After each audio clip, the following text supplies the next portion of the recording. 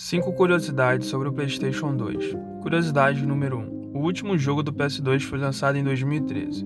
Os últimos jogos que foram lançados para o PS2 foram para o seu sucessor PS3. FIFA 14 foi o último jogo a ser feito para o PS2 nos Estados Unidos da América em 24 de setembro de 2013, mas Pro Evolution Soccer, ou PES 2014, foi esse oficialmente o último jogo do PS2, que foi lançado no final do mesmo ano. Curiosidade número 2. As torres durante a inicialização tinham um propósito. Você com certeza lembra da inicialização do PS2. Pois é, esta tela, apesar de aparecer completamente aleatório, tinha um propósito secreto. As torres representavam dados de jogos salvos. Então, quanto mais torres apareciam na tela, mais dados salvos você tinha.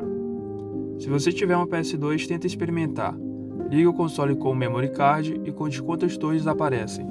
E depois reinicie o console sem um memory card. Você vai ver que as torres irão desaparecer. Curiosidade número 3. O homem mudou seu nome para PS2. Esse com certeza é um dos fatos mais bizarros que você vai escutar na sua vida. Em 2002, um homem britânico chamado Dan Homers amava tanto o seu PS2 que legalmente mudou seu nome para Mr. PlayStation 2. Dan Mr. PlayStation disse que levaria o console de férias e com ele já gastou mais de 7.000 euros apenas em jogos. Mas uma loucura desse cara foi ir até uma igreja e pedir para que casasse ele com o seu console. Dá para acreditar nessa loucura? A quarta curiosidade. A forma do PS2 não foi ideia da Sony. O console foi baseado em um computador de 1993, o Atari Falcon Microbox. Foi o último computador lançado pela Atari e rapidamente se tornou um enorme fracasso. O PlayStation, 8 anos depois, por qualquer motivo, decidiu que amava o design do computador. E quando os dois são colocados lado a lado, as semelhanças são estranhas. Desde as linhas perpendiculares aos retângulos conectados menores e maiores que compõem o design geral. O PS2 permitia que o cliente levasse um suporte que ajudasse o console a ir para cima e para baixo, no qual o dispositivo simplesmente encaixava. Exatamente o mesmo que o do Falcon.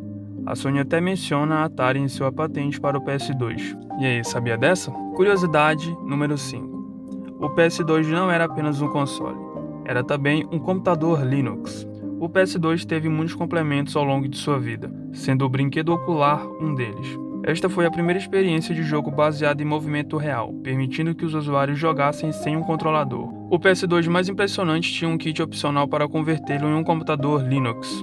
O kit custou cerca de $200 e incluía uma distribuição Linux em DVD, documentação, um adaptador de internet, um mouse e um teclado USB, um disco rígido e um cabo para um monitor de computador.